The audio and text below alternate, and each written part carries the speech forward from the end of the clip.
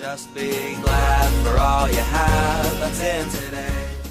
Hey everyone, Connie here, and welcome to my blind reaction to episode 4 of Milo Murphy's Law. So yeah, this series is proving to be pretty good already. It's definitely not falling into the trap of being too formulaic, but at the same time it is still continuously following its formula. But it's changing things up enough to make it worth watching continuously. And it makes sense, because as I've said in the past videos, Phineas and Ferb, which is by the same creators, did the same thing. It was able to use that same kind of formula, but never make it feel overused, never make it feel old, because they switched little things up every now and again that made it feel fresh each time. And so far, Milo Murphy's Law seems to be doing the same thing. We still don't have any kind of ongoing plots, and I really don't expect there to be. There might be like a couple plot threads that kind of go between episodes, but I don't expect anything big.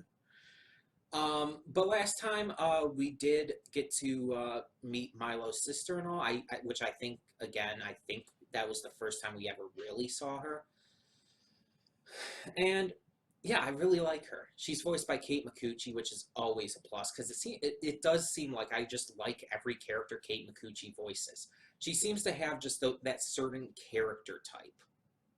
Like Sadie, Webby, she's one of the voices of Velma Dinkley from the Scooby-Doo franchise, one of the more recent voices for her, and now this character. It seems like every character she plays has this almost kind of cute, nerdy type, archetype to them. And I've always been into that archetype. Hell, I mean, Velma alone, just in the past incarnations and stuff with past voice actors, Velma's always been one of my earliest cartoon crushes. I've always loved Velma. And some incarnations obviously do her better than others. For example, I adore her in the Scooby-Doo movies, specifically the Big Four, which are Zombie Island, Cyber Chase, the alien one, which I can't actually remember the name of at the moment. What was the fourth one? Oh, Witch's Ghost. I love those ones, especially, just for all the characters, but especially for Velma. I just think she was handled extremely well in those. But either way, yeah, I just seem to love that archetype, and she definitely brought that into this, too. I think that just Kate Micucci is just good with that kind of character. I think she is just able to portray it properly. Because, I mean, think about it. Webby is that way. Even Sadie is that. Sadie's less of the typical nerd in that way, but she definitely has the nerdy side with the old foreign horror movies she's into and whatnot. Plus, we've even seen her check out underground wrestling matches and various other things. She's shown a nerdy side to her. But yeah, I just really enjoy her work. So in this version, she's Milo's sister. She knows how to handle it. She loves Milo no matter what, and she's also nerdy. And in this case, it's basically a Doctor Who ripoff that she's nerdy for, which is still great that they did that, a Doctor Who ripoff show for that. Although there were obviously some notable differences. But let's be honest, it was very Doctor Who. Which I'm all good for, because I am a Whovian. I am a fan of the series. So that works out. But yeah, I am interested to see what more they can do with this. We did get a little bit of an idea last time of the possibility that Milo doesn't actually always have bad luck, that there are occasions where it just kind of nothing bad happens. And he kind of explains it away as Murphy's Law is unpredictable, which it is, that's true. But it's like, I just like that concept, and I kind of want to see it fully realized. I want to see, like, An episode where literally nothing bad happens, but they're just expecting everything bad to happen. And everything they see, like they see a truck go by and they expect something to happen with the truck, and they go into great detail on what could happen with it, and then nothing happens. See, that would be an amazing concept for an episode with this. And at the end, like maybe they're wondering why nothing's happening, and then something happens again right at the very end. Like that could work extremely well. And I'm hoping for something like that in the future. But yeah, I think they're doing well. The characters are extremely likable. Milo doesn't feel like a caricature. He feels like an actual person who has to go through this. He's very cheerful and all about it because he's just become used to it at this point. He knows what to expect. He knows how to handle things. But at the same time, he's still likable. He still has character. He still has personality. His friends are very enjoyable. We have both a friend who's used to this stuff and, again, knows how to handle it like Milo, but also can get a little flustered at times. And then we also have a new friend who is still getting used to it and still figuring things out and doesn't know every little bit of detail. And I like that they have both of those because they mesh well. It allows us to see both sides of the Murphy's Law. And of course, we have the other students as well who are shown, teachers and whatnot. Overall, I think that this has the makings of a really great show in the same way that Phineas and Ferb did. And I hope that, although it clearly is not as popular as Phineas and Ferb, I hope that it's at least as good, maybe even better. We'll just kind of have to see. As I've said before, Melissa is definitely my favorite character so far, but honestly, it's like she's the perfect storm for me. She has a cute design, she's sassy, she uses Milo's affliction, I guess you could just call it, to have some fun and everything. She also has a great personality in and of herself. She has some fun moments, some really comical character points. And it's just, yeah, she's just such a great, likable character. Not that the others aren't, but yeah, she's definitely my favorite so far. But yeah, I can't wait to see, again, what else they do, what other kind of concepts they bring in, who they might have.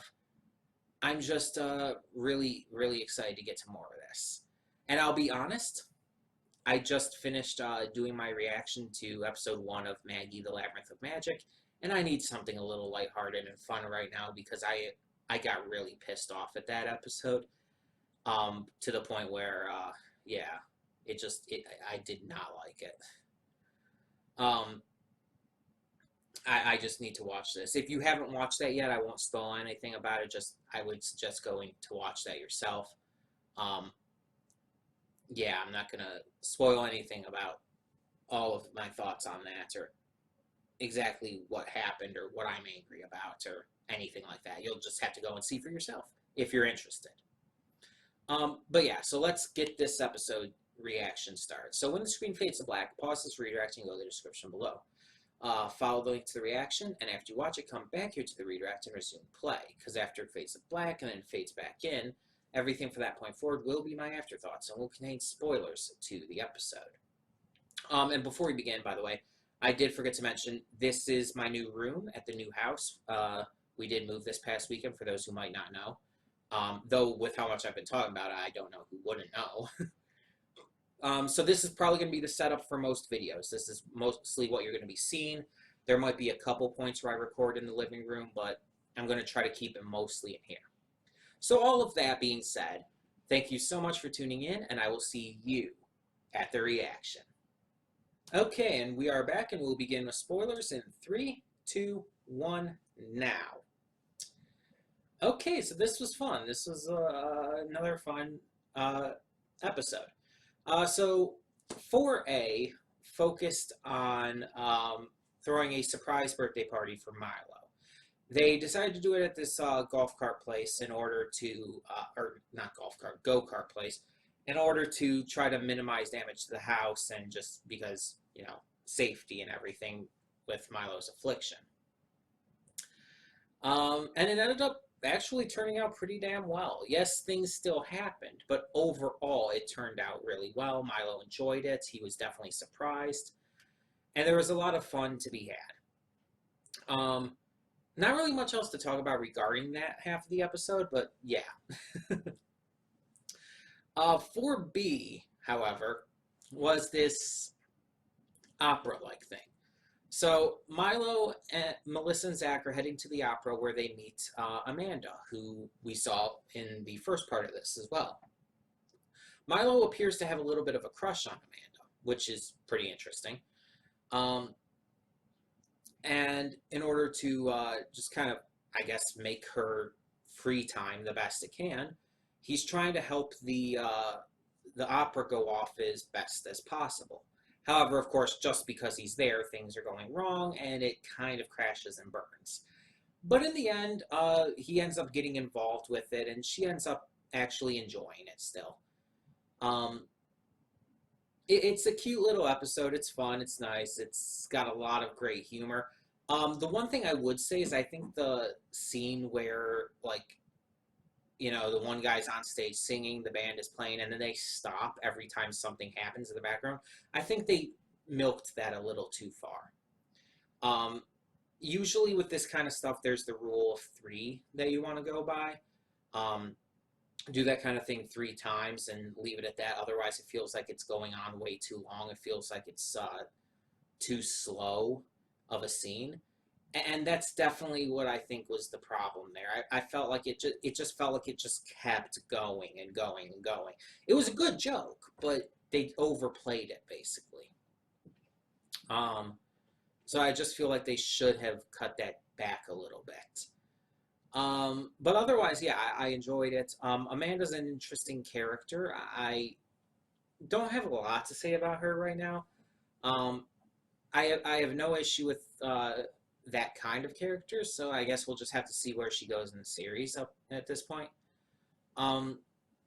We saw a little bit of Milo's sister in the birthday party episode for a very brief moment. I kind of wish she had a little bit of a bigger role to play for her, but oh well. We saw a little bit of Elliot as well.